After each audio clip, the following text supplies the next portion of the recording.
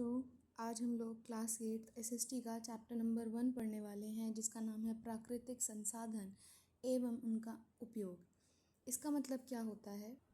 संसाधन का मतलब कि हमारे पास रिसोर्सेज कैसे हैं जो हमें नेचर से मिल रहे हैं। प्राकृतिक मतलब नेचर, ठीक है। तो संसाधन मतलब वो सारे रिसोर्सेज, वो सारे हमें जो फैसिलिटीज़ हमें कौन दे रही है, हमारा नेचर हमें दे रहा है, और उनका हम लोग उपयोग कैसे करते हैं, इस बारे में हम लोग इस चैप्टर में पढ़ेंगे, ठीक है। प्रकृति कब एक संसाधन बन जाती है, जो हमारा नेचर है वो एक रिसोर्स कब बन जाता है। मतलब प्रकृति में जैसे पानी है, पानी तो प्रकृति में पहले से है ही ना, नेचर का एक पार्ट है ही पहले से, लेकिन वो हमारे लिए एक बहुत इम्पॉर्टेंट क्या है, रिसोर्स है ना, क्योंकि हम लोग पानी के बिना रह ही नहीं सकते। तो समझ रहे हो आप इसको ऐसे कि प्राकृतिक कब एक संसाधन बन जाता है, इसके बारे में हम लोग पढ़ने वाले हैं। प्रकृति शब्द का अर्थ उन सजीव निर्जीव रूपों की समग्रता से है जो हमारे पर्यावरण का भाग हैं। यानी हमारी जो प्रकृति है वो सजीव और निर्जीव दोनों ही तरह के तत्वों से मिलके बनी हुई है, परंतु मानव द्वारा निर्मित नहीं है। लेकिन हम लोग नेचर को क्या हमने बनाया है? नहीं, ठीक है। नेचर पहले से ही अपने आप ही नेचुरली एग्जिस्ट करता है। जब मानव इनका उपयोग अपने जीवन यापन के लिए करते हैं या उपभोग के लिए इनसे नई वस्तुएं बनाते हैं, जब हम लोग यानी मानव हम लोग जब क्या करते हैं, इनका उपयोग इनका हम लोग इनकी ज़रूरत से हम लोग क्या करते हैं, अपना जीवन यापन करते हैं, ठीक है। यानी अपनी डेली लाइफ को हम लोग चलाते हैं, उपभोग के लिए इनसे कई नई वस्तुएं बनाते हैं। जैसे आप इसको ऐसे समझो कि हम लोग को नेचर में क्या मिली, हमें लकड़ी मिली, वुड हमें मिली नेचर से। हम लोगों ने अपनी ज़रूरत के लिए उससे क्या बना लिया, हमने टेबल बना ली, हमने चेयर बना ली, हमने अलमीरा बना ली, समझ रहे हो। तो हमने कैसे उससे नई वस्तुएं बनाई, तब प्रकृति के ये तत्व संसाधन बन जाते हैं। तब हम क्या बोलते हैं कि अब ये एक क्या बन गए हैं, ये जो प्रकृति के तत्व हैं उन्होंने एक किसका रूप ले लिया है, एक संसाधन का रूप ले लिया है। उदाहरण के लिए वृक्ष पर्यावरण का अंश है। वृक्ष क्या है? पर्यावरण का अंश है। वे मानव से प्राकृतिक स्वतंत्र रूप में अस्तित्व में है। मतलब उसको किसी ह्यूमन की ज़रूरत नहीं है कि वो हमने उसे लगाया वो तभी उगेगा, समझ रहे हो। जो पुराने फॉरेस्ट हमारे बने हुए हैं, जो हमारे पेड़ पौधे हैं, वो क्या है, वो अपने आप ही नेचुरली एग्जिस्ट कर रहे हैं, ठीक है। जब हम उन्हें काटते हैं और उनकी लकड़ी से फर्नीचर बनाते हैं, तब हम वृक्षों को एक संसाधन के रूप में देखते हैं। यानी वृक्ष का असल काम क्या है, वो हमें क्या दे रहे हैं, हमें छाया देते हैं, हमें उस पर लगने वाले जो उस पर लगने वाले जो फल होते हैं उससे हमें क्या मिलता है, हमें पोषण मिलता है, हमें ये सब चीज़ें वो देते हैं, ठीक है। लेकिन हमने क्या करा, उनको काट के उनकी लकड़ी का इस्तेमाल करके हमने फर्नीचर बना लिया, टेबल बना ली, जो भी बना लिया। तो हमने क्या करा, वृक्ष को एक संसाधन के रूप में हमने प्रयोग में ले आए, ठीक है। प्राय ये वस्तुएं आसानी से उपलब्ध नहीं होती। उदाहरण के लिए समुद्र की गहराई में खनिज तेल हो सकता है जहां पहुंचने की तकनीक हमारे पास नहीं है, या निष्कर्षण की लागत बहुत अधिक हो सकती है, ठीक है। देखो हम लोग को पता है कि हम समुद्र की गहराइयों से ही तेल निकालते हैं, है ना, क्रूड ऑयल निकालते हैं, सारा हम लोग कच्चा तेल जो है वो हम वहाँ से निकालते हैं। अब वो यहाँ पे वही बता रहा है कि समुद्र की काफ़ी गहराई में खनिज तेल हो सकता है, लेकिन वहाँ पहुँचने के लिए हमें क्या है, या तो हमारे पास संसाधन नहीं है, हमारे पास कोई तकनीक नहीं है कि जिस माध्यम से हम लोग वहाँ पहुँच सकें, या फिर अगर वहाँ पहुँचने की हम लोग को कोई तकनीक खोजे भी बनाए भी तो उसका जो लागत है, उसकी जो वैल्यू है वो बहुत ज़्यादा, उसका जो खर्चा है वो बहुत ज़्यादा हो जाएगा, ठीक है। हो सकता है अथवा यह सांस्कृतिक रूप में अस्वीकार्य हो सकता है, जैसे पवित्र उपवनों में वृक्षों को काटना। इसलिए किसी तत्व को संसाधन कहलाने के लिए उसे तकनीकी रूप से सुलभ होना चाहिए, उसका दोहन आर्थिक रूप से व्यवहार्य और सांस्कृतिक रूप में स्वीकार्य होना चाहिए, ठीक है। अब इसको ऐसे समझो, मतलब एथिकल होना चाहिए। ऐसे नहीं कि आप पेड़ पौधे काटते जा रहे हो। हम लोग बोलते हैं ना पेड़ बचाओ, आपको चिपको मूवमेंट याद है, हम लोग कैसे पेड़ से चिपक गए थे और उसको हम लोगों ने पेड़ को काटने से बचाया था, है ना।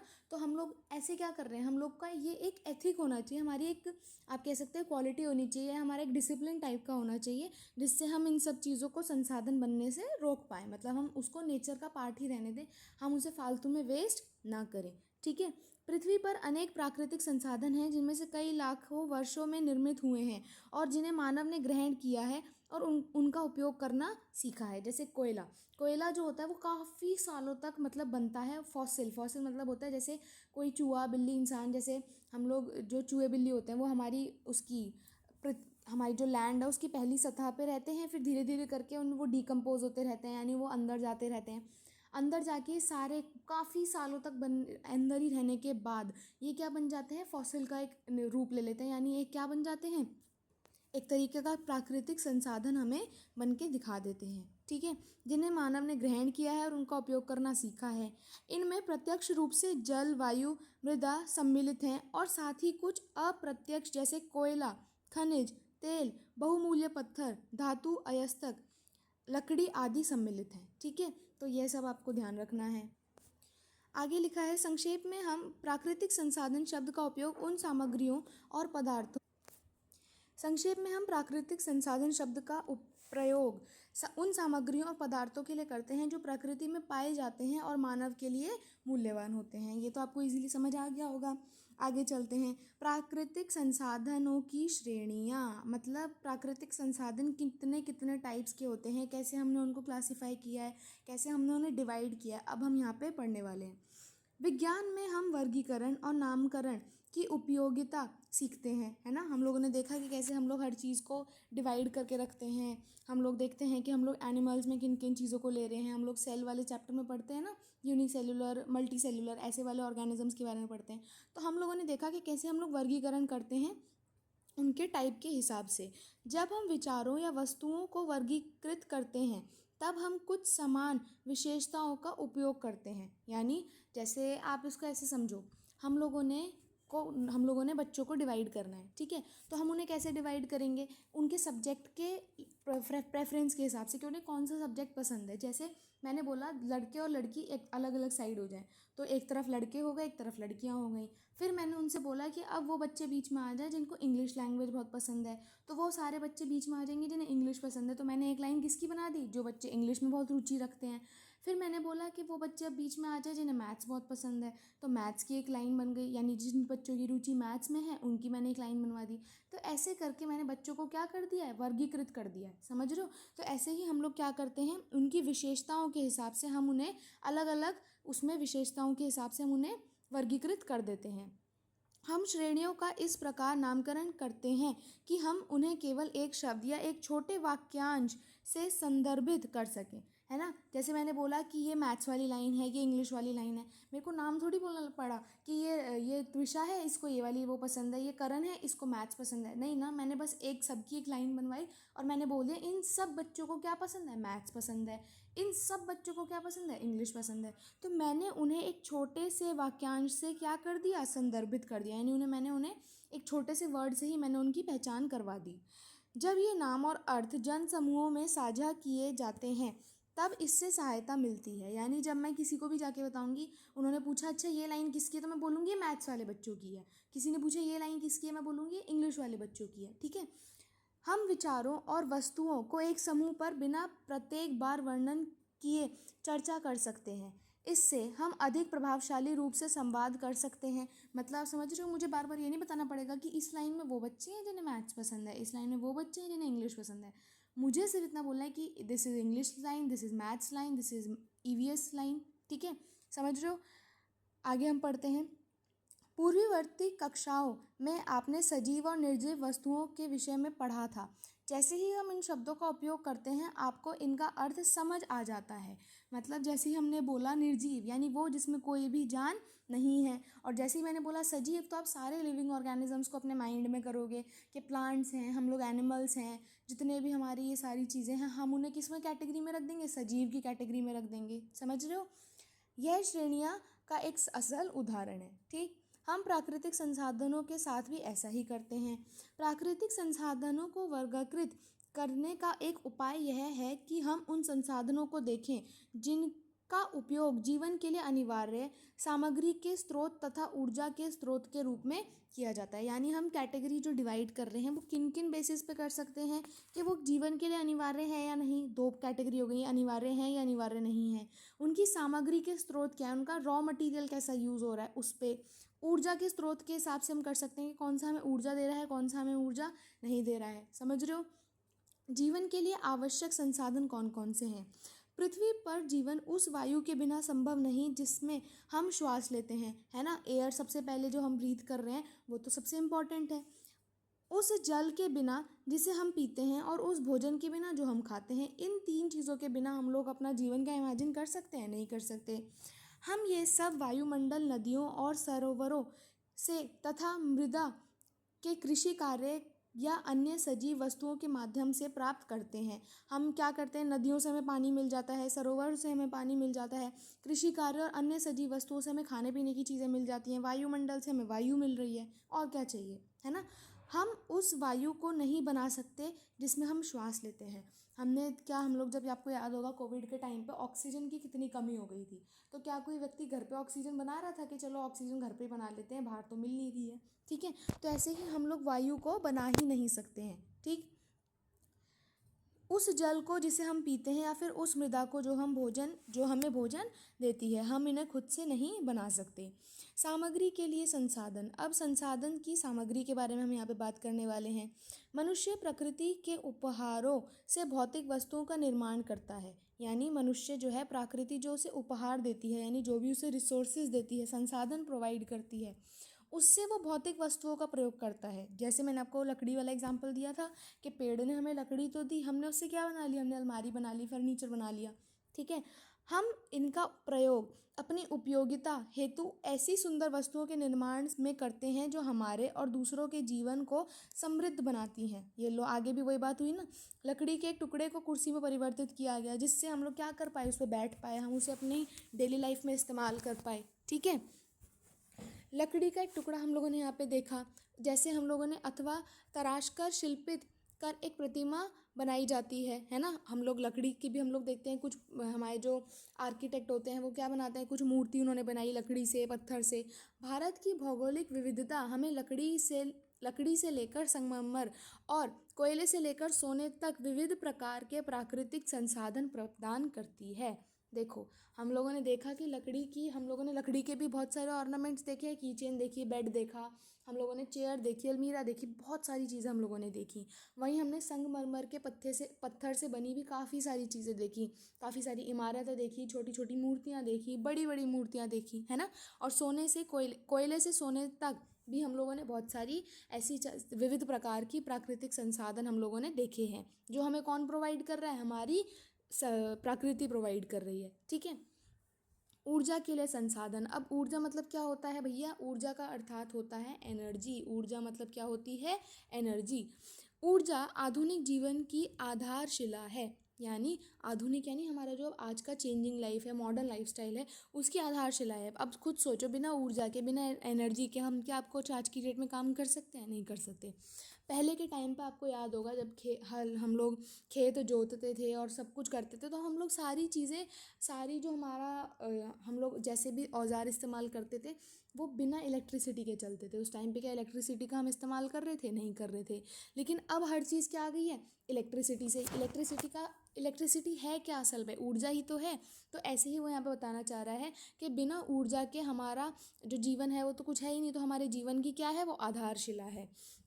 विद्युत हमारे भवनों, परिवहन और सभी प्रकार के उत्पादन प्रक्रियाओं के लिए आवश्यक है। यानी आप देखते हो, मतलब हमारी जो इलेक्ट्रिसिटी है, ऊर्जा है, वो हमारे पास, हमें हर जगह चाहिए, हमें हर किसी उसमें चाहिए। हम लोग स्कूल जा रहे हैं, किसी ऑफिस में जा रहे हैं, हम लोग बस में जा रहे हैं, हम कहीं भी जा रहे हैं, हमें उसमें क्या चाहिए, विद्युत का हमें इस्तेमाल होता ही होता है। यह ऊर्जा विभिन्न प्राकृतिक स्रोतों से प्राप्त हो सकती है। जैसे कोयला से एनर्जी बना दी, जल से, जल का आपको याद आ रहा है, बचपन में हम लोगों ने पढ़ा था कि यहाँ से झरने से पानी गिर रहा होता है, नीचे एक फ़ैन लगा दिया जाता है, फ़ैन को बहुत तेज़ी से घुमाया जाता है और इससे क्या जनरेट हो जाती है, इलेक्ट्रिसिटी जनरेट हो जाती है ना। कोयला से, खनिज तेल से, प्राकृतिक गैस से, सूर्य के प्रकाश से, हम लोग पढ़ते हैं ना सोलर पैनल वगैरह के बारे में, ठीक है। और पवन से, यानी हमारी हवा से भी हम लोग क्या बना सकते हैं, एनर्जी को बना सकते हैं, ठीक। तो ये सब उसके क्या हो गए, स्रोत हो गए, यानी उसके मीडियम हो गए, माध्यम हो गए, ठीक है। नवीकरणीय और अनवीकरणीय संसाधन अब क्या होते हैं, उसके बारे में हम पढ़ने वाले हैं। अब ये नवीकरणीय और अनवीकरणीय असल में होता क्या है, देखो, नवीकरणीय वो संसाधन हैं जो प्राकृतिक रूप में दोबारा बन जाते हैं। ठीक है, यानी प्रकृति हमें क्या कर देती है, उन्हें टाइम टू टाइम हमें दोबारा से बना के दे देती है या फिर कम समय में फिर से उपलब्ध हो जाते हैं। ठीक है, इसको हम लोग कैसे पढ़ सकते हैं, जैसे सूर्य का प्रकाश है ना, हम लोग की जो सनलाइट है वो क्या होती है, ऐसा होता है कि आज की तो भाई सनलाइट ख़त्म हो गई, अब तो कल नहीं आएगी, नहीं ना, हमें नेचर वो दोबारा से प्रोवाइड कर देती है। एयर जो है वो हमारे हमारे नेचर में कैसा कैसा पदार्थ है, कैसा एक टाइप है, क्या है, नवीकरणीय है ना। क्या मतलब क्या हुआ उसका, कि पवन हम लोग को दोबारा से, हमारे जो नेचर है वो दोबारा बना के दे देती है। जल, वन, ये सब क्या है, नवीकरणीय है ना। नवीकरणीय को आप अगर इंग्लिश में याद करना चाहो तो इंग्लिश में इसका मतलब होता है रिन्यूवेबल। ठीक है, रिन्यूवेबल। अब इसमें देखो, रिन्यूवेबल में आपको एक वर्ड दिख रहा है, न्यू, है ना। री मतलब दोबारा से और न्यू मतलब नया, तो जो चीज़ें दोबारा से नई बन सकती हैं उनको हम क्या कहते हैं भैया, नवीकरणीय या फिर रिन्यूएबल संसाधन को हम कहते हैं। अब हम पढ़ने वाले हैं अनवीकरणीय के बारे में। अनवीकरणीय संसाधन कौन से होते हैं, जो एक बार उपयोग होने के बाद बहुत लंबे समय में बनते हैं, मतलब उन्हें बनने में काफ़ी साल लग जाते हैं, मतलब हज़ारों लाखों वर्ष भी लग सकते हैं। ठीक है, और तब तक ये क्या होते हैं, समाप्त होने लग जाते हैं। जैसे कोयला, पेट्रोलियम या फिर प्राकृतिक गैस, जितनी भी हमारे पास नेचुरल गैसेज हैं वो, सोना, लोहा। अब मैंने आपको बताया था ना कि कोयला बनने में कितना समय लगता है ना। बहुत पुराने पुराने जो फॉसिल्स होते हैं वो ज़मीन में गड़े रहते हैं, काफ़ी काफ़ी हज़ारों लाखों ने साल लग जाते हैं, तब जाके हमें कोयला मिलता है। ऐसे ही पेट्रोल भी हमें ऐसे ही मिलता है, सोना, लोहा, तांबा, ये सब हमें कैसे मिलते हैं, काफ़ी काफ़ी सालों का इंतज़ार करने के बाद। तो ये कैसे संसाधन है भैया, अनवीकरणीय। ठीक है, आगे पढ़ते हैं इसके बारे में। प्राकृतिक संसाधन को वर्गीकृत करने का एक दूसरा उपाय इस आधार पर हो सकता है कि वे नवीकरणीय हैं या नहीं। प्रकृति एक सामान्य सिद्धांत यह है कि यह पुनर्स्थापन और पुनर्जनन की प्रक्रिया से कार्य करती है ना। इसमें पुनर्स्थापन होता है या फिर पुनर्जनन होता है, यानी दोबारा से चीज़ों को बनाती है। ठीक है, पुनर्स्थापन किसी क्षीण या क्षतिग्रस्त वस्तु को उसकी मूल स्वस्थ अवस्था में पुनः लाने की प्रक्रिया है।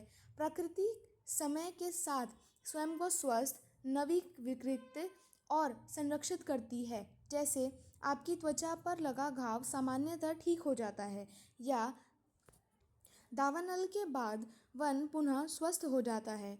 पुनर्जनन पुनर्स्थापन से अधिक व्यापक है। यह प्रकृति के नवजीवन, फलने फूलने के लिए अनुकूल परिस्थितियां निर्मित करने की क्षमता को प्रकट करता है। अर्थात यहाँ पे वही बताना चाह रहा है कि नेचर हमारा क्या करता है, नेचर की एक एबिलिटी है, नेचर का एक ऐसा उसका व्यवहार आप कह सकते हो, उसका व्यवहार ऐसा है कि वो पुनर्जनन करती है। ठीक है, कुछ भी चीज़ उसने उसकी जो डिक्लाइन होती जा रही है, जो ख़त्म होती जा रही है, उसको वो दोबारा से जन्म देती है। ठीक, हम उन क्षेत्रों में वृक्ष लगाते हैं जहाँ आवास के लिए वनों की निर्मूलित करने जैसे मानवीय हस्तक्षेपों के कारण वृक्ष नष्ट हो गए हों। वहाँ मूल रूप से उगने वाले वृक्षों को लगाने से पारिस्थितिकी तंत्र का पुनर्स्थापन होता है। जैसे वृक्ष पक्षियों, गिलहरियों और अन्य जीवों को भोजन और आश्रय प्रदान करते हैं, जिससे जीवन पुनः लौट आता है ना। जैसे हम लोगों ने, मान लो कहीं से हम लोगों ने जंगल काट काट के, तो भाई हर जगह पे बिल्डिंग, मॉल, ये सब बनता ही जा रहा है, तो हम लोगों ने क्या किया, वहीं दूसरी जगह पे एक एरिया लेके वहाँ पे हम लोगों ने जंगल में पेड़ उगाने शुरू कर दिया। अब पेड़ उगाने से क्या होगा, वहाँ पे रहने वाले जीव जंतु भी भाई वहीं वापस आ जाएंगे, जितनी भी हमारी वनस्पति है वो वहीं पे आके उगने लग जाएगी। ठीक है, तो ये सब वो बताना चाह रहे हैं। प्राकृतिक चक्रों में कार्य करती है जहाँ कुछ भी अस्पष्ट नहीं होता। एक वन का उदाहरण लीजिए, मान लीजिए वन में एक वृक्ष गिर जाता है तो वह जीवाणुओं, फफूंदों और कीड़ों का भोजन बनकर सड़ जाता है। यह वृक्ष मृदा का भाग बन जाता है और उसे उपजाऊ बनाता है। मैंने आपको बताया ना कि कैसे जो फॉसिल्स होते हैं, यानी हमारे जो कीड़े मकोड़े हैं या फिर कुछ भी एनिमल है या हम लोग भी हैं, अगर हम लोग ऐसे हम लोग देखते हैं ना कि कोई, जैसे मान लो चूहा है, चूहा हमने देखा ज़मीन पे ऐसे मरा हुआ है। ठीक है, अब वो क्या होगा, धीरे धीरे करके जो हमारा नेचर है वो उसे क्या करेगा, डिकम्पोज करेगा, उसे अपने अंदर क्या कर लेगा, समा लेगा। धीरे धीरे करके क्या होगा, वो नीचे जाता जाएगा, हमारी सॉइल को फर्टाइल बनाता जाएगा, और आगे जाके उसके जो हड्डियाँ हैं, ये सब किस में कन्वर्ट हो जाएंगी भैया, हमारे फॉसिल में कन्वर्ट हो जाएंगी। ठीक है, बीजों से नए वृक्ष और पौधे उगते हैं, अंततः कुछ वृक्ष गिर जाते हैं और चक्र पुनः आरंभ हो जाता है। ये प्रकृति के पुनर्स्थापन और पुनर्जनन के सिद्धांत के प्रत्यक्ष उदाहरण हैं। समझ आया? आगे चलते हैं। नवीकरणीय संसाधन के बारे में अब हम यहाँ पे पूरी तरीके से पढ़ने वाले हैं।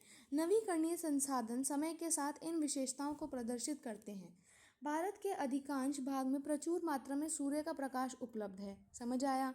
प्राकृतिक प्रक्रियाओं में और वर्षा पिघल प्राकृतिक प्रक्रियाओं में वर्षा और पिघलते हिमनदों से नदियाँ नियमित रूप से पोषित होती हैं। देखो हम लोग की जो नदियाँ हैं वो कैसे बन रही है भाई, बारिश आ रही है, ग्लेशियर्स पिघलते हैं, वो हमारे किस में कन्वर्ट हो जाते हैं, नदियों में उनका पानी आ जाता है ना। तो ये क्या कर रहे हैं, एक तरीके से पुनः निर्माण करती है। अब देखो ग्लेशियर बनाया, ग्लेशियर कैसे बना था, बर्फ़ जमने से, है ना। काफ़ी हाई टेम्परेचर वहाँ पे देखा गया, सॉरी काफ़ी लो टेम्परेचर वहाँ पे देखा गया, वहाँ पे कांस्टेंट वो होती रही, स्नोफॉल होती रही, ऐसे ही करके हमारे क्या बन गए, ग्लेशियर्स बन गए, बड़े बड़े बर्फ़ के जो हमारे पहाड़ हैं वो बन गए। अब उसे बनाया भी किसने, नेचर ने। नेचर के माध्यम से ही वो क्या होगा, पिघलेगा भी, सनलाइट से वो क्या होगा, धीरे धीरे करके पिघलेगा। पिघल के वो किस में कन्वर्ट हो जाएगा, नदियों में कन्वर्ट हो जाएगा, उसका पानी कहाँ आ जाएगा, नदियों में। तो एक नेचर ने क्या किया, उसने एक चीज़ को बनाया, उसके बाद उसको दोबारा से पुनर्जनन कर दिया, यानी सेम चीज़ से उसने क्या बना दी, नदी बना दी। नेचर ऐसे करके काम कर रही है, ठीक है। सौर ऊर्जा, पवन ऊर्जा, प्रवाहित जल से उत्पन्न ऊर्जा, वनों से प्राप्त लकड़ी नवीकरणीय संसाधन है। याद रखोगे कि एग्जाम्पल हैं, लिख लेना, ये पूछे जा सकते हैं कि नवीकरणीय संसाधनों के उदाहरण बताओ, तो आप बता देना। यदि हम उनका प्रबंध सात्य विविधियों से कर सकें, यानी अगर हम उन्हें बिल्कुल ही अच्छे से ट्रूथफुली अगर हम उन्हें इस्तेमाल करेंगे तो ये हमारे लिए क्या है, बहुत ही एक अच्छे नवीकरणीय संसाधन के रूप में हमारे पास प्रेजेंट है, ठीक है। यद्यपि उनके नवीकरणीय बने रहने के लिए एक अनुबंधन यह है कि पुनर्स्थापन और पुनर्जनन की प्रकृति लयबद्ध ना हो। मतलब वो बताना चाह रहे हैं कि पुनर्स्थापन और पुनर्जनन जो ये चल रहा है वो बाधित ना हो, मतलब वो ऐसे ही चलता रहे, तब हम लोग क्या कहेंगे कि वो नवीकरणीय संसाधन है। अब आप इसको ऐसे समझो कि आप लोग वो वाली पेंसिल आपको याद है, वो पेंसिल यूँ आती थी और उसमें यहाँ पे एक टिप लगी होती थी, जब वो टिप यूज़ हो जाती थी हम उसे पीछे शिफ्ट कर देते थे, फिर एक नई पेंसिल नीचे आ जाती थी, हम उसको इस्तेमाल करते थे, उसकी टिप अगर हमारी वीक हो जाती थी हम उसे ऊपर शिफ्ट करके अंदर वापस डाल देते थे। याद आ रही है वो वाली पेंसिल? तो सेम चीज़ आप इसको ऐसे समझो कि हमारा जो नेचर है, हम उसमें जो नवीकरणीय संसाधन है उसको हम नवीकरणीय तब तक बोलते रहेंगे जब तक हमारा जो नेचर है, हमारी जो प्रकृति है वो इस प्रोसेस को चलाए रखेगी, ठीक है। यदि हम वनों में वृक्ष की बढ़ने की गति के साथ साथ लकड़ी काटते हैं तो अंततः वन नष्ट हो जाएंगे। मतलब हम पेड़ तो लगा नहीं रहे हैं, और आपको पता है पेड़ को उगने में भी कितने साल लग जाते हैं, है ना। तो हम लोग भाई पेड़ तो उगा नहीं रहे हैं और पेड़ पे पेड़ काटे जा रहे हैं, ठीक है। तो ऐसे करके क्या हो रहा है, हमारी जो लकड़ियाँ हैं, हमारी जो वन है वो क्या होते जा रहे हैं, नष्ट होते जाएंगे।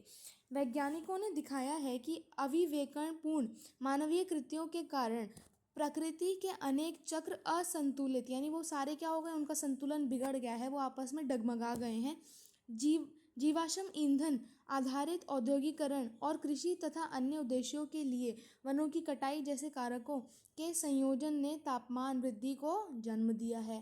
तापमान वृद्धि, अब देखो हम लोग पढ़ते हैं ना, ग्रीन हाउस इफेक्ट हम लोग पढ़ते हैं, ग्लोबल वार्मिंग हम लोग पढ़ते हैं, तो ये सब चीज़ें क्या हैं कि कैसे हमारा आप लोगों ने अपनी साइंस की बुक में ना एक इमेज देखी होगी कि ये हमारी अर्थ है और ये उसके ऊपर का ना एटमॉस्फेयर है। हम लोग अर्थ से दिखाते हैं कि कैसे कितनी गर्मी निकल रही है, हमारी जो अर्थ है वो क्या हो गई है, बहुत ज़्यादा गर्मी निकाल रही है ना। और ये क्या है, एटमॉस्फेयर की लेयर्स हैं। तो हम लोग इसमें देखते हैं, इसमें हमारी ओजोन लेयर्स और ये सब चीज़ों के बारे में हम लोग पढ़ते हैं। अब भाई अर्थ खुद से तो गर्मी निकाल नहीं रही है, अर्थ को गर्मी दे कौन रहा है, अर्थ को हम गर्मी दे रहे हैं। हम कैसे गर्मी दे रहे हैं भाई, हम लोग रोज़ जो एसी चलाते हैं, हम लोग रेफ्रिजरेटर का इस्तेमाल करते हैं, इन सब चीज़ों से क्या हो रहा है, बहुत ज़्यादा ग्रीन हाउस इफेक्ट हो रहा है, बहुत ज़्यादा ग्लोबल वार्मिंग हो रही है, ठीक है। तो ऐसे करके वो बताना चाह रहे हैं कि कैसे मानव के कृत्यों के कारण ही प्रकृति का जो चक्र है वो असंतुलित हो जाता है ना। जीवाश्म ईंधन आधारित औद्योगिकरण, इन सब के बारे में भी हम लोगों ने पढ़ा। ये क्या करते हैं, तापमान वृद्धि को जन्म देते हैं जिसका हम अनुभव कर रहे हैं। देखा है ना आजकल कितनी गर्मी हो गई है। मतलब हम लोग बोलते हैं ना कि पहले तो इतनी कभी गर्मी नहीं पड़ती थी जितनी गर्मी अब पड़ रही है। हम लोग हर साल ये बोलते हैं, आप लोगों ने नोटिस किया होगा कि इतनी गर्मी तो कभी नहीं पड़ी, इतनी गर्मी तो कभी नहीं पड़ी। तो ये बात सच है, क्योंकि अब जैसे जैसे टाइम बढ़ता जा रहा है, ग्लोबल वार्मिंग यानी जो हमारी अर्थ है वो बहुत ही ज़्यादा क्या होती जा रही है भैया, गर्म होती जा रही है। वो गर्म हो रही है तो भाई हमें तो गर्मी देगी ही देगी, ठीक है। इसका परिमाण स्वरूप हिमालय के कुछ क्षेत्रों में हिमनद इतने शीघ्र पिघल रहे हैं, यानी जो ग्लेशियर्स है वो इतनी जल्दी से पिघल रहे हैं कि वर्षा उनकी पूर्ति नहीं कर सकती, जिसका पर्वतीय हिम स्रोत यानी वाटर टावर पर निर्भरता समतल भूभागों समतल भूभागों में रहने वाली जनसंख्या का की जल सुरक्षा पर गहरा प्रभाव पड़ रहा है। ठीक है, यानी जितने भी हमारे एक्वेटिक एनिमल्स वाला जो हमारा पूरा ग्रुप है उस पर कितना प्रभाव पड़ रहा है, इसके बारे में हम लोग भी अच्छे से जानते हैं। ठीक है, कि कैसे वो भी नष्ट होते जा रहे हैं। जैसे हम लोग फॉरेस्ट को हटा देते हैं तो वहाँ पे रहने वाले जो एनिमल्स हैं वो प्रभावित होते हैं।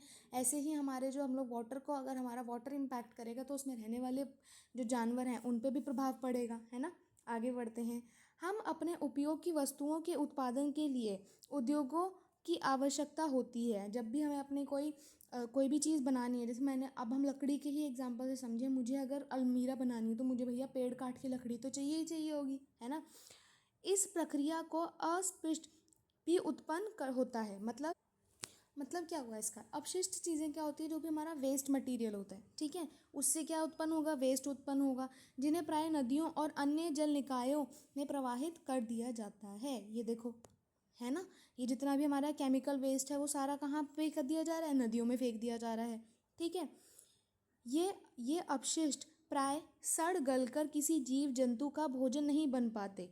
इसकी अपेक्षा ये प्रकृति के पुनर्स्थापन और पुनर्जनन चक्र में व्यवधान उत्पन्न करते हैं। यानी उसमें क्या करते हैं, रोक, मतलब एक तरीके का ऑब्स्टेकल वो कर देते हैं, एक मुसीबत तरीके की खड़ी कर देते हैं। ठीक है, जिससे नदियाँ विषाक्त हो जाती हैं, वे जीवन का पोषण नहीं कर पाती। यानी हमारी ये नदियाँ हैं वो क्या होती चली जाती हैं, नष्ट होती चली जाती हैं और वो जीवन को उत्पन्न नहीं कर पाती। समझ आया। आगे चलते हैं। अब हम पढ़ने वाले हैं अनवीकरणीय संसाधन के बारे में। अनवीकरणीय संसाधन लंबी अवधि में निर्मित होते हैं जिसके अनुपात से हम उनका उपयोग करते हैं। ठीक है, इन्हें उत्पन्न होने में काफ़ी लंबा समय लग जाता है। उस अनुपात में उनकी पुनः पूर्ति नहीं की जा सकती। उदाहरण के लिए जीवाश्म ईंधन, यानी मान लो मेरे पास कोयला है, मैंने बहुत पुराने, मतलब मेरे पूर्वजों ने कोयला बनाने में वो करा था, उन्होंने फॉसिल्स को गाड़ दिया था, वो धीरे धीरे करके अब मेरे को क्या बना के मिल गए, कोयला मिल गया। अब कोयला तो मुझे मिल गया, मैंने सारा कोयला आज ही इस्तेमाल कर लिया। अगर मैं सारे कोयले को अभी इस्तेमाल कर लूँगी, जल्दी इस्तेमाल कर लूँगी, क्या मैं उसको दोबारा से फटाफट बना पाऊँगी? नहीं ना। तो इसीलिए हमें चीज़ों को क्या करना चाहिए, बहुत ही लिमिटेड उसमें यूज़ करना चाहिए, कि जिससे, और ऐसे रिसोर्सेज जो कैसे हैं भैया, अनवीकरणीय, जिनको बनने में क्या लगेगा, समय लगेगा। खनिज एवं धातुएं जैसे लोहा, तांबा और सोना अनवीकरणीय संसाधन है। ये सब कैसे संसाधन है, अनवीकरणीय, जिनको बनने में काफ़ी लंबा समय लगता है। भारत में प्रचुर मात्रा में कोयले का भंडार है। हमारे पास कोयला तो बहुत सारा है। हम अपनी बढ़ती ऊर्जा की आवश्यकताओं की पूर्ति हेतु कोयले का खनन करते हैं। हम लोग एनर्जी के लिए, इलेक्ट्रिसिटी के लिए किसका इस्तेमाल करते हैं, कोयले का इस्तेमाल करते हैं। परंतु अनुमान यह है कि भारत में कोयले का भंडार केवल अगले 50 वर्षों तक ही चल सकता है। यानी हमारे पास सिर्फ इतना ही वो बचा है कोयला कि हम उसे आने वाले 50 सालों तक ही चला सकते हैं बस। ठीक है, जनसंख्या वृद्धि और विकास कार्यों में तीव्रता के साथ बिजली की मांग भी बढ़ रही है। जब तक हम अधिक टिकाऊ विकल्प व्यापक रूप से उपलब्ध नहीं हो जाते, तब तक हमें अपने पास उपलब्ध कोयले का विवेकपूर्वक उपयोग करना होगा। अब इसको ऐसे समझो, मान लो आपके पास एक ही चॉकलेट है और मम्मी ने बोला कि इसको तुम्हें जितने समय तक चला सकते हो उतने समय तक चलाओ, मैं दोबारा अभी नहीं दिलाऊंगी, है ना, आपको बोला। अब आप क्या करोगे, जो भी आप चॉकलेट आप खा रहे हो उसको आप धीरे धीरे ही खाओगे, मतलब आप उसको ऐसे थोड़ी करोगे एक ही दिन में सारी ख़त्म करके एक तरफ कर दी, नहीं ना। आप उसको क्या करोगे, थोड़ा सा आप टाइम ले लेके उसको धीरे धीरे करके ही खाओगे। तो अब आप इसको ऐसे ही समझो कि हमारे पास जितना भी कोयला बचा है ना वो बस 50 वर्षों तक ही चल सकता है। उससे के बाद हम लोग को पता ही नहीं कि हम लोग कैसे एनर्जी बना रहे होंगे, है ना। और जैसी मांग बहुत ज़्यादा बढ़ती जा रही है उस हिसाब से हमें बहुत चीज़ों को विवेकपूर्वक उनका इस्तेमाल करना होगा। ठीक है, प्राकृतिक संसाधनों का वितरण और इसके निहितार्थ। ठीक है, प्राकृतिक संसाधन हमारी पृथ्वी पर यहाँ तक कि देशों के भीतर भी समान रूप से वितरित नहीं है। प्राकृतिक संसाधन ऐसा नहीं है कि सारे एक ही जगह पर हैं। ठीक है, अलग अलग जगह पे वो लोग क्या हो रखे हैं, डिस्ट्रीब्यूट हो रखे हैं, या फिर वहीं पे मिलेंगे हमें। यह असमान वितरण मानव बस्तियों, व्यापार प्रतिरूपों, अंतर्राष्ट्रीय संबंधों तथा संघर्षों को भी आकार देता है। ठीक है, हम लोगों ने पढ़ा कि कैसे समान रूप से वितरित नहीं है, काफ़ी अलग अलग जगहों पे हमारे पास क्या है, हमारे संसाधन जो है प्रेजेंट हैं। इसको भी ज़रा हम चार्जिंग पे लगा देते हैं, हमें विद्युत का इस्तेमाल है वरना हमारी वीडियो इंटरप्ट हो जाएगी। ठीक है, चलिए आगे पढ़ते हैं। हमारे पास प्राकृतिक संसाधनों पर नियंत्रण पाने के लिए अनेक युद्ध लड़े गए और वो आज भी लड़े जा रहे हैं। देख रहे हो ना आप लोग, तेल के ऊपर कितनी लड़ाइयाँ हो रही हैं, है ना, पेट्रोल के ऊपर, इन सब के ऊपर कितने इनके प्राइस जो होते हैं वो ऊपर नीचे गिरते रहते हैं। हमारे पास तेल की इतने स्रोत नहीं है ना, हमारे पास इतने सोर्सेज नहीं है तेल के, लेकिन बाकी जो ईस्टर्न कंट्रीज हैं उनके पास बहुत सारे रिसोर्सेज है तेल के। तो हमें उनसे क्या करने पड़ते हैं, तेल हम लोग उनसे मांगते हैं और उन्हें हम लोग बदले में कुछ देते हैं, समझ लो। तो ऐसे करके हम लोग को कितने युद्ध लड़ने पड़े हैं और आज भी लड़े जा रहे हैं। आगे पढ़ते हैं। जैसे महत्वपूर्ण खनिजों का वितरण, ये आपको इम्पोर्टेंट है, आपसे मैप में पूछा जा सकता है। ठीक है, आपके पास मैप आएगा ना लिखने को, जब आप एग्ज़ाम में आपके पास मैप बनाने के लिए आएगा, उसमें हो सकता है आपसे इसके बारे में अच्छे से पूछा जाए कि कौन सी चीज़ कहाँ मिलती है। आपको ब्लैक डॉट्स में जो दिख रहे हैं वो किसके, वहाँ पे कोयला के। ठीक है, ये जो एरिया है हमारे पास क्या है, यहाँ पे कोयले की खदानें हैं। यहाँ पे जो आपको ट्राइंगल में येलो कलर के ट्राइंगल्स दिख रहे हैं, यहाँ पे क्या है, हमारे पास तेल है। लोहा अयस्क हमारे पास कहाँ पर है, ये सारी जगहों पर है, यहाँ पे पिंक कलर के स्क्वायर बॉक्सेस हैं। ठीक है, बॉक्साइट की हम लोगों ने और देखे कि बॉक्साइट के और कहाँ पर हैं, इन इन जगहों पर हैं। ठीक है, तो ये सारे हमारे क्या हैं, महत्वपूर्ण खनिजों का वितरण, कि हमारे पास कहाँ कहाँ पर कौन कौन से तरीके के खनिज उपलब्ध हैं। प्राकृतिक संसाधनों के निकट स्थित उद्योग स्थानीय लोगों के लिए आजीविका के अवसर पर सृजित करते हैं। मतलब जैसे कि आप इसको ऐसे समझो कि एक फैक्ट्री है, उस फैक्ट्री के आसपास, मतलब वो फैक्ट्री मैंने ना एक, मतलब आप ऐसे समझ लो इसको, मैंने एक एरिया है वहाँ पे कोयले का बहुत सारा, कोयले की खदान है। अब भैया कोयले की खदान के पास ही फैक्ट्री होगी, नहीं होगी, वहीं पे फैक्ट्री है जहाँ पे कोयले से क्या जनरेट करी जा रही है, एनर्जी जनरेट करी जा रही है। अब इसी कोयले की फैक्ट्री के पास छोटी छोटी क्या हैं, बस्तियाँ हैं, मतलब वहाँ पे आबादी बस रही है। उससे क्या हो रहा है, वहाँ से उन छोटी छोटी जो लोग वहाँ पे झुग्गी झोपड़ियों में रह रहे हैं, वहाँ से जो लेबर है, वहाँ से हमें क्या मिल पाएगी, लेबर मिल पाएगी, है ना, उन फैक्ट्री में काम करने के लिए या फिर उन कोयले की खदानों में काम करने के लिए हमें कौन मिल जाएगा, लेबर मिल जाएगी। वहाँ पे करने के लिए स्किल वाले लोग मिल जाएंगे जिन्हें उसके बारे में बहुत अच्छे से पता होगा, उसमें बहुत ज़्यादा वो गुणवान होंगे। ठीक है, ऐसे करके उसके आसपास बस्तियों का विकसित होती हैं और दूसरों के लिए भी आर्थिक अवसर बढ़ते हैं। जीवन की जीवन की गुणवत्ता में सुधार लाने वाली आधुनिक सुविधाएं सुलभ होती हैं। हालांकि इन लाभों के साथ अल्पावधि तथा दीर्घावधि दोनों ही स्तरों पर मूल्य चुकाना पड़ता है, यानी लॉन्ग टर्म और शॉर्ट टर्म दोनों तरीके से आपको उसकी कॉस्ट क्या करनी पड़ेगी, रीपे करनी पड़ेगी। जैसे अगर आप कोयले की खदान के आसपास रह रहे हो तो आप ये समझो कि अगर वहीं फैक्ट्री है, फैक्ट्री में से धुआं भी निकलेगा, भले ही आपको उससे रोज़गार मिल रहा है, भले ही आपको उससे काम मिल रहा है, सब कुछ है, लेकिन वहाँ से आप उसके आसपास के एरिया में ही रहोगे, वहाँ से जो धुआं निकलेगा वो किसको इफेक्ट करेगा, आपके लंग्स को इफेक्ट करेगा। तो वो बता रहा है कि इन सब चीज़ों से आपको अल्पावधि और दीर्घावधि दोनों तरीके के आपको भुगतान करने पड़ते हैं। हमारे पास विश्व भर से ऐसे उदाहरण हैं जहां संसाधन संपन्न क्षेत्रों में रहने वाले लोगों को ऐसी सुविधाओं के लिए अपने घर से विस्थापित होना पड़ा है। मतलब वो बताते हैं कि हम लोगों ने बहुत बार देखा है कि कैसे इन्हीं सब रिसोर्सेज की वजह से, संसाधनों की वजह से लोगों को अपने घरों को छोड़ के भी जाना पड़ा, कुछ लोग वहीं आके बसने भी लगे। तो दोनों तरीके की हमें यहाँ पे चीज़ें देखने को मिली।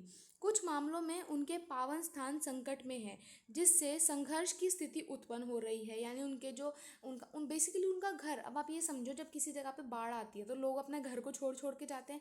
अब क्या आपको अच्छा लगेगा कि आपको अपना घर ऐसे छोड़ के जाना पड़े, नहीं ना। तो ऐसे करके क्या होती है, काफ़ी मुश्किलें उत्पन्न होती हैं और ऐसे संघर्ष की स्थिति उत्पन्न हो जाती है। राष्ट्रीय और अंतर्राष्ट्रीय व्यापार प्राकृतिक संसाधनों को भौगोलिक स्थिति पर निर्भर करता है। मानव ज्ञान और कौशल के संयोजन से वुड्स स्टील जैसे विलक्षण उत्पाद तैयार किए जाते हैं। वुड स्टील एक तरीके का पदार्थ है, ऐसे विलक्षण उत्पाद तैयार किए जाते हैं। जैसा कि हम जानते हैं, व्यापार ने भारत में बड़े साम्राज्यों के विकसित को गति दी है ना। जैसे हम लोगों ने मतलब ये बताया जा रहा है, भारत में बड़े साम्राज्यों के विकास को गति दी है। मतलब बहुत सारे जो सेक्टर हैं हमारे भारत के, हम लोग पढ़ते हैं ना sector, primary sector, secondary sector, इनमें से काफ़ी सारे सेक्टरों को क्या दी है, बहुत ज़्यादा वहाँ पे ग्रोथ देखने को मिली है। ठीक है, समझ रहे हो आप ये चीज़ कि बहुत ज़्यादा हमें क्या देखने को मिली, वहाँ पे ग्रोथ देखने को मिली इन सब चीज़ों से। आगे पढ़ते हैं। प्राकृतिक राजनीतिक सीमाओं पर ध्यान नहीं देती है। मतलब प्राकृतिक जो राजनीतिक सीमाएं हैं उन पर ध्यान नहीं देती है। अगर कोई मान लो ये आपकी टेरिटरी है, ये मेरी टेरिटरी है, अगर यहाँ पे कोई हमारे पास कोई पदार्थ पाया जाता है तो प्रकृति को उससे कोई लेना देना नहीं है। वो ये देख के उत्पन्न नहीं होगी कि भाई ये तो इंडिया का एरिया है तो मैं सिर्फ इसी एरिया में रहूँगी, नहीं। इससे राज्यों और देशों के बीच प्राकृतिक संसाधनों के वितरण को लेकर तनाव भी उत्पन्न होता है।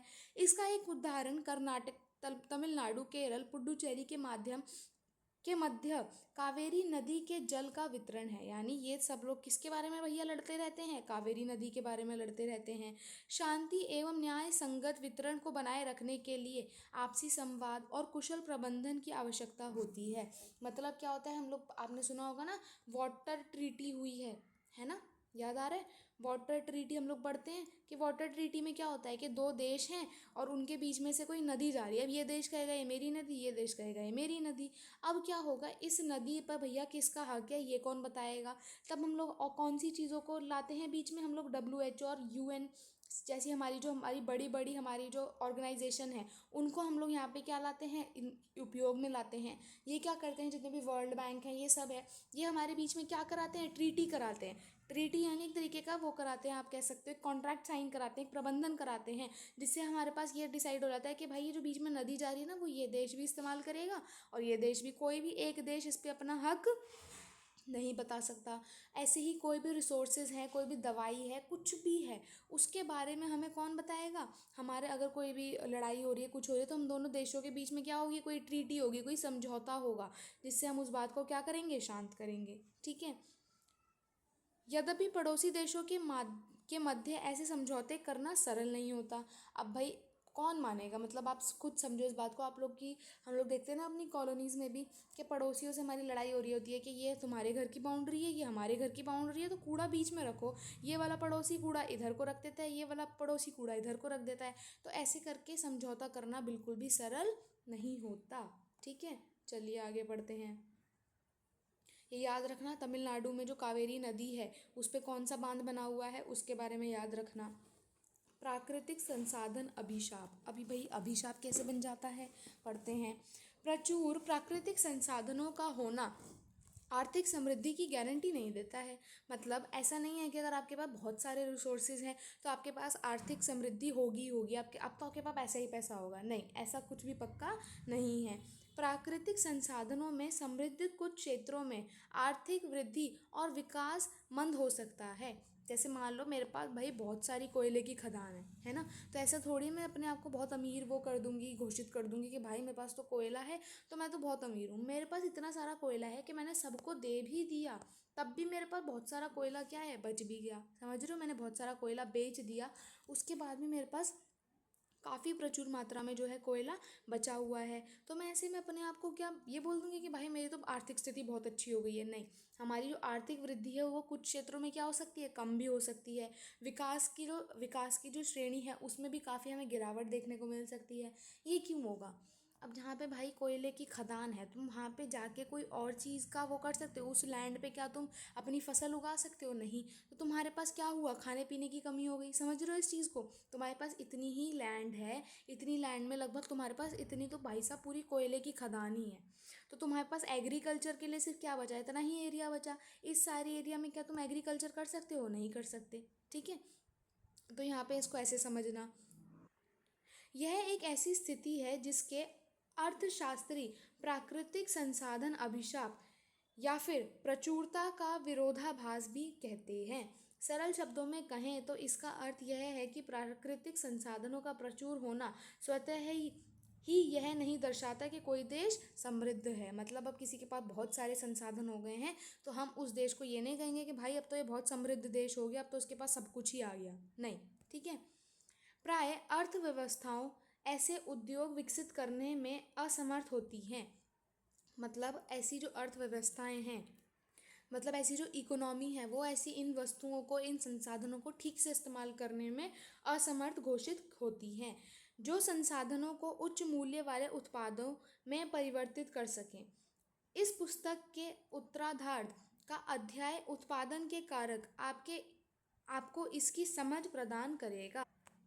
भारत ने अपनी बढ़ती आवश्यकताओं को पूर्ण करने हेतु उद्योगों में विकास निवेश करके सामान्य इस अभिशाप से अपना बचाव किया है। मतलब भारत ने अपनी बढ़ती जो आवश्यकता हैं उनको पूर्ण करने के लिए इन्हीं उद्योगों का क्या किया, इन्हीं में विकास उत्पन्न किया, मतलब बहुत ज़्यादा इसमें प्रोग्रेस हुई और धीरे धीरे करके इस अभिशाप से अपना बचाव किया। ठीक है, मतलब मान लो ऐसा है कि मेरे पास बहुत सारी लकड़ी इकट्ठी हो गई है, अब मुझे पता ही नहीं है कि मैं इस लकड़ी का क्या करूँ, तो मैंने धीरे धीरे करके दिमाग लगाया और मैंने देखा कि मैं लकड़ी से क्या क्या चीज़ें बना सकती हूँ। मैं लकड़ी से घर भी बना सकती हूँ, लकड़ी से मैं कोई मूर्ति बना सकती हूँ, मैं काफ़ी सारे इंस्ट्रूमेंट्स बना सकती हूँ, बहुत सारी चीज़ें बना सकती हूँ। तो मैंने ऐसे ऐसे करके अपना क्या कर लिया भैया, बचाव कर लिया। समझे? आगे पढ़ते हैं। यद्यपि संसाधनों के निष्कर्षण और संसाधनीयता के बीच संतुलन बनाने की चुनौती अभी भी विद्यमान है, यानी ऐसा नहीं है कि ये चुनौती खत्म हो जाती है, नहीं, ये क्या रहती है, बनी रहती है। प्राकृतिक संसाधनों को समझना और उनका प्रबंधन एक मूल्यवान प्रस्थान बिंदु है, परंतु मानवीय ज्ञान, सुशासन और रणनीतिक योजनाएं ये निर्धारित करती हैं कि वे स्थायी लाभ बनेंगे या आर्थिक अप्रत्याशित लाभ बनेंगे। मतलब वो बताना चाह रहे हैं कि हम लोग किस तरीके की स्ट्रैटेजी इस्तेमाल कर रहे हैं, उससे हमें पता चलेगा कि वो हमारे लिए स्थायी लाभ बनेंगे या फिर अस्थायी अप्रत्याशित लाभ बनेंगे, यानी बिल्कुल ही अनसर्टेन रहेगा, बिल्कुल हमें पता नहीं होगा कि कब वो नुकसान देगा हमें, कब वो हमें रिसोर्स फ़ायदा देगा। ठीक है, आगे पढ़ते हैं। प्राकृतिक संसाधनों का दायित्वपूर्ण और विवेकपूर्ण उपयोग, मतलब हम लोग प्राकृतिक संसाधनों को कैसे रिस्पॉन्सिबिलिटी से और पेशेंस से, दायित्व मतलब होता है रिस्पॉन्सिबिलिटी और विवेक मतलब होता है पेशेंस, तो कैसे हम उन्हें पेशेंस से लिमिट के हिसाब से यूज़ कर सकते हैं। पृथ्वी पर जीवन को स्थापित करने हेतु आवश्यक है कि हम प्रकृति का सम्मान करें, ये तो भैया सबसे इम्पॉर्टेंट है। ठीक है, हमें उसका सम्मान करना पड़ेगा और प्राकृतिक संसाधनों का उपयोग इस प्रकार करें जिससे नवीकरणीय संसाधनों का पुनर्स्थापन एवं पुनर्जन्म संभव हो सके। मतलब अब इसको ऐसे समझते हैं, चलो हमारे पास एक नदी है, ठीक है, ये नदी है कोई, यहाँ पे मेरे पास एक फैक्ट्री है, उसी फैक्ट्री से मैंने सारा क्या निकाल दिया, वेस्ट जो निकाला वो मैंने इसी नदी में छोड़ दिया। अब आपको पता है रेनफॉल कैसे होता है, रेनफॉल होती है भैया, हमारा जो पानी है नदी का, समुद्र का, ये सारा पानी क्या होता है, सूर्य की किरणों की वजह से क्या होता है, गर्म होता है, गर्म होने की वजह से भाप बनता है, भाप बन के ऊपर जाता है, ऊपर जाके हमारे जो बादल हैं उसमें जाके मिलता है और फिर बादल क्या करते हैं, बरस जाते हैं। यही पढ़ा है हमने। अब मैंने अगर इसी पानी को दूषित कर दिया, किसके वेस्ट से, फैक्ट्री के वेस्ट से, ये फैक्ट्री का जो वेस्ट निकल रहा है, गंदगी निकल रही है, उससे मैंने इस पानी को क्या कर दिया, दूषित कर दिया, तो क्या जो मेरा वाटर साइकिल है वो क्या ठीक से चल पाएगा, नहीं चल पाएगा। ठीक है, तो वो यहाँ पे यही समझाना चाह रहे हैं कि कैसे हम लोग जो है हमें उसका सम्मान करना पड़ेगा और हमें इन सब चीज़ों को अच्छे से, मतलब बिल्कुल ही रिसोर्स के हिसाब से ही हमें लिमिट में इस्तेमाल करना पड़ेगा। हम लोगों ने यहाँ पे पढ़ा कि अनवीकरणीय संसाधनों का दायित्वपूर्ण एवं न्याय संगत उपयोग हो सके। हमें इस चीज़ को कंफर्म रखना चाहिए कि हम लोग क्या करें, प्राकृतिक संसाधनों का उपयोग इस प्रकार करें कि नवीकरणीय संसाधन जो हैं वो पुनर्स्थापन और पुनर्जनन हो सके, मतलब इतना इस्तेमाल करो कि उनका पुनर्स्थापन जो हो उसमें कोई दिक्कत ना आए, और जो अनवीकरणीय संसाधन है उसको तो भैया कम ही यूज़ करो, है ना, क्योंकि उसको तो बनने में ही हज़ारों लाखों साल लगने हैं। इन विषयों का अध्ययन करने वाले वैज्ञानिकों ने चेतावनी दी है कि प्राकृतिक संसाधनों के अविवेकपूर्ण दोहन के कारण प्रदूषण, जैव विविधता की हानि और जलवायु परिवर्तन जैसी समस्याएं उत्पन्न हुई हैं, जो हाल के वर्षों में तीव्रता से घटित हो रही हैं। अब आप लोगों ने पढ़ा था ना, हमारी ओजोन लेयर में क्या हो गया है भैया, छेद हो गया है, उस छेद की वजह से क्या है, सन की जो हार्मफुल यूवी रेज हैं वो इस छेद के माध्यम से हम तक आराम से पहुंच पा रही हैं, ये पढ़ा था हम लोगों ने। ठीक है, तो ये सब चीज़ें क्या हो रही हैं, हम लोग ये हाल ही में ऐसी तीव्रता से घटित हो रही हैं, इन सारी सिचुएशंस को हम लोग देख रहे हैं। नवीकरणीय संसाधनों का पुनर्स्थापन और पुनर्जनन भैया कैसे होता है वो पढ़ने वाले हैं। यहाँ दो उदाहरण दिए गए हैं कि किस प्रकार हम प्राकृतिक संसाधनों का उपयोग उनकी पुनर्जनन क्षमता से अधिक कर रहे हैं। हमारे देश में अनेक कृषि सिंचाई हेतु भूजल का अत्यधिक दोहन करते हैं। मतलब अपने खेत को पानी देने के लिए वो बहुत ज़्यादा पानी भी भैया क्या करने लग जाते हैं, वेस्ट ही करने लग जाते हैं।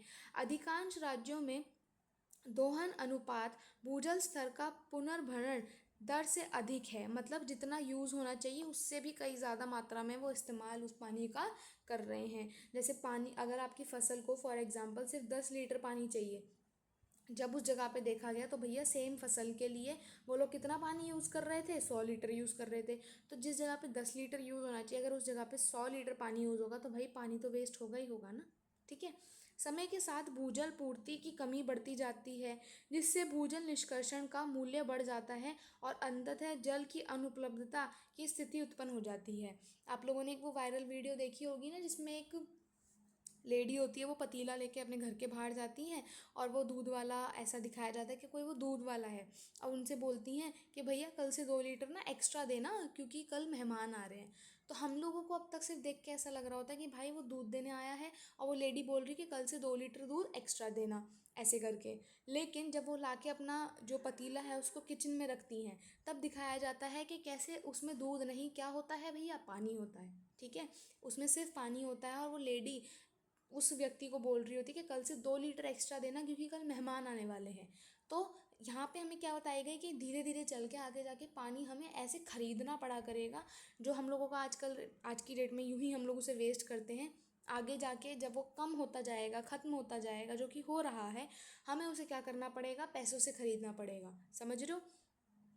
यह अनुमान लगाया गया कि तीव्रता से बढ़ते हमारे नगरों में शीघ्र ही भूजल समाप्त हो जाएगा। हमारे पास क्या है हमारी जो ये पानी का सब स्रोत है, ये क्या होते जा रहे हैं, नष्ट होते जा रहे हैं। ये क्या हो जाएंगे, धीरे धीरे करके समाप्त हो जाएंगे। इस समस्या के समाधान के लिए भूजल स्तर बढ़ाने का प्रयास आरंभ किए गए हैं।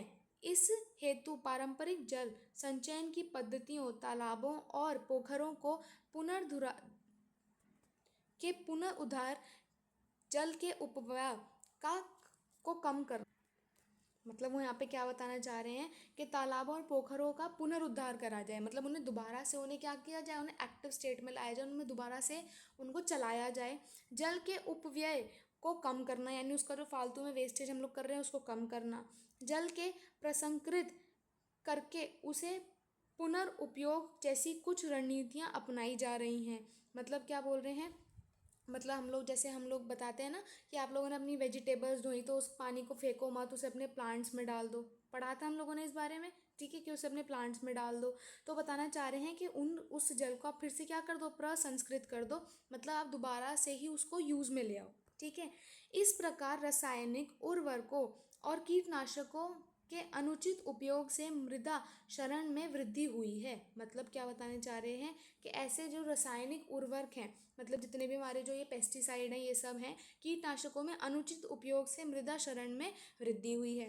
पारंपरिक कृषि पदार्थों में मृदा को धरती माता का अंग माना गया है। गोबर और अन्य प्राकृतिक उर्वरकों के उपयोग, गीली घास पलवर के उपयोग, बहुफसल किरण आदि जैसी प्रथाओं ने समग्र मृदा प्रबंधन को संभव बनाया है। मतलब हम वो बताना चाह रहे हैं कि पहले सारी चीज़ें क्या थी, नेचुरल यूज़ हो रही थी, नेचुरल उर्वरक यूज़ हो रहे थे। कैसे, जैसे घास पलवार का इस्तेमाल हो रहा था, जो गीली घास पलवार होती है ना उसका इस्तेमाल हो रहा था। जितना गोबर है, बाकी अन्य प्राकृतिक उर्वरकों का इस्तेमाल हो रहा था। ठीक है। तो ऐसे करके हम लोग का जो नेचर था वो बहुत अच्छे से चल रहा था। हमें इन प्रथाओं से सीखना चाहिए और उन्हें वर्तमान परिस्थिति में आगे होने वाले क्षरण से बचाने के लिए उपयोग में लाना चाहिए। यानी आगे जो हमारी दिक्कतें बढ़ती जा रही हैं, अगर हमें उससे बचना है तो हमें इन सारी प्रैक्टिसेस को दोबारा से इस्तेमाल में लाना होगा। हमें अपनी मृदा को पुनः उपजाऊ बनाने और उसका कायाकल्प करने की आवश्यकता है। मतलब हमें क्या करना पड़ेगा, मतलब उसकी पूरी काया पलट करनी पड़ेगी। हमें उसको दोबारा से फिर से नेचुरल चीज़ों से ही करना पड़ेगा। हमें उसका फिर से कायाकल्प करने की आवश्यकता है। तो हम लोग इस पार्ट में सिर्फ यहीं तक पढ़ रहे हैं। नेक्स्ट पार्ट में हम लोग इसके आगे का चैप्टर पढ़ेंगे। अगर आपको इसमें कोई डाउट है तो आप कमेंट्स में पूछ सकते हैं।